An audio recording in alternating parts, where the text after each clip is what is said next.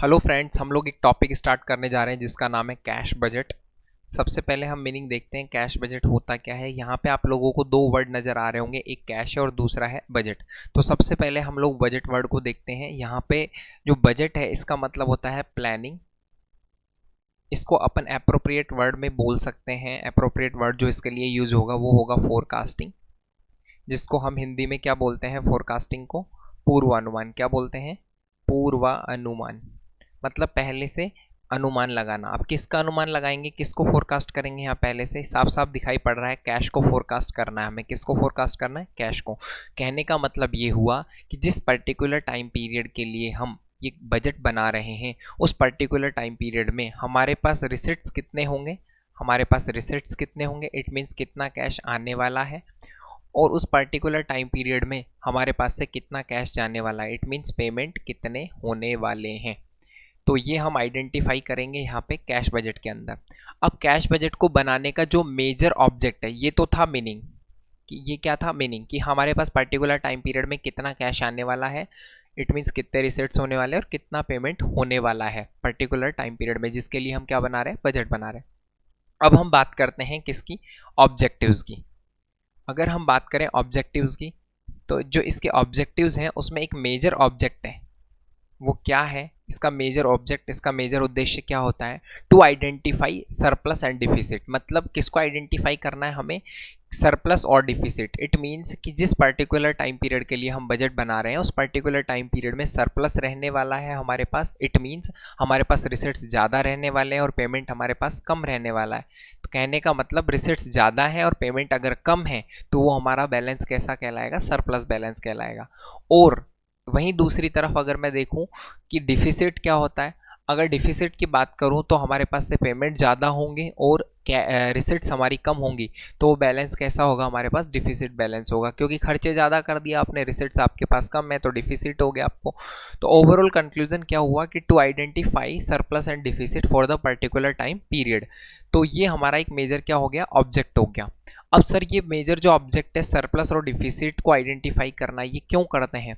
देखो, सबसे इंपॉर्टेंट बात ये है कि अगर हमारे पास, हमें पता लग जाए कि जिस महीने में हमारे पास सरप्लस रहने वाला है, तो उस महीने में जो अननेसेसरी सरप्लस अमाउंट पड़ा हुआ है, एक्सेस अमाउंट हमारे पास पड़ा हुआ है, उसको कहीं प्रॉफिटेबल जो प्लेस होगा वहाँ पे हम उसको क्या करेंगे? प्रॉफिटेबल सिक्योरिटी में कहीं ना कहीं उसको हम क्या करेंगे? इन्वेस्ट करेंगे, सो दैट वहाँ से हमें क्या मिल सके? अच्छा रिटर्न मिल सके। क्योंकि वैसे भी वो पैसा अननेसेसरी बिजनेस में रखा हुआ है, तो उसको एक जगह अननेसेसरी रखने से अच्छा है उसको कहीं ना कहीं इन्वेस्ट करेंगे ताकि वहाँ से अच्छा रिटर्न मिल सके, प्रॉफिट हमें हो सके। दूसरे साइड में अगर हमें पता लग जाए कि पर्टिकुलर टाइम पीरियड में हमें क्या होने वाला है? डिफिसिट होने वाला है, मतलब हमें नुकसान होने वाला है, हमारे पेमेंट ज़्यादा है, रिसिट्स कम हुई हैं, तो उस सिचुएशन में हमें पेमेंट करने के लिए पैसों को क्या करना पड़ेगा? अरेंज करना पड़ेगा। और अगर हमने पहले से ही प्लान कर लिया तो हमें सही रेट पर वो पैसा अरेंज हो जाएगा। वरना अगर हमने एंडिंग मोमेंट पे उस पैसे को अरेंज करना चाहा तो हमें हायर रेट पे क्या मिलेगा? हायर रेट ऑफ इंटरेस्ट पे हमें वो पैसा अरेंज करना पड़ेगा, तो हमें इंटरेस्ट भी ज़्यादा देना पड़ेगा, तो वहाँ हमें क्या होगा? नुकसान। इसलिए हम पहले से अगर प्लानिंग करते हैं तो हमें सही जगह से पैसे को कम रेट पे अरेंज कर पाएंगे, जिससे हमें ब्याज भी कम देना पड़ेगा। ओवरऑल कंक्लूजन ये सब था इसका। अब हम बात करते हैं यहाँ पर न्यूमेरिकल की। तो न्यूमेरिकल डिस्कस करने से पहले, अच्छा एक बार मैं आप लोगों को रीडिंग और लगवा देता हूँ PDF के थ्रू, तो आप लोगों को आसान हो जाएगा। ध्यान से देखिएगा, PDF के थ्रू मैं आप लोगों को रीडिंग लगवा देता हूँ। यहाँ पे PDF के थ्रू देखो, हम लोग रीडिंग लगाते हैं क्या है।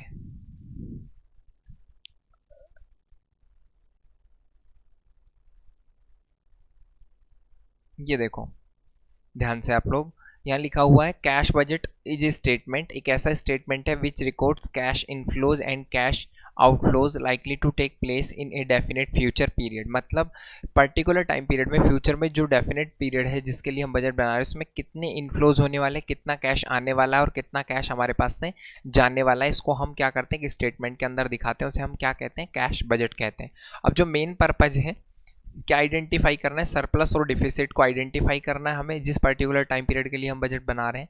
तो यहाँ भी यही लिखा हुआ है। देखो ऑब्जेक्टिव्स के अंदर अगर मैं बात करूँ, to estimate the forms cash receipts during the budgeted period, कि बजट वाले पीरियड में कैश रिसिट्स कितने हैं।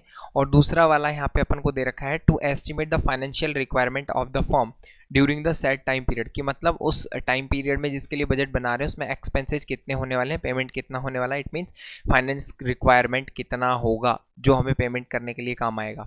तीसरे नंबर पे यहाँ पे आपको नजर आ रहा होगा एस्टिमेट द सरप्लस और deficit for the particular time period, जैसा कि टाइम पीरियड हमें जो सेट टाइम पीरियड है उसके लिए बताया गया, उसमें हमें आइडेंटिफाई करना है कि सरप्लस कितना है और डिफिसिट कितना है हमारे पास।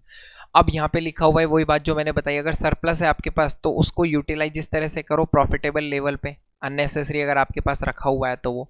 और अगर आपके पास डिफिसिट रहने वाला है तो नेक्स्ट पॉइंट उसी के लिए है यहाँ पे, सिलेक्ट प्रॉपर फाइनेंशियल रिसोर्स, मतलब उस प्रॉपर फाइनेंशियल रिसोर्स को तलाशो जहाँ से आप कैश को फुलफिल कर सको नीड को, कि डिफिसिट जो होने वाला उसकी नीड होगी आपको उस पैसे की, तो उसको टाइम पे आप क्या कर सको, अरेंज कर सको।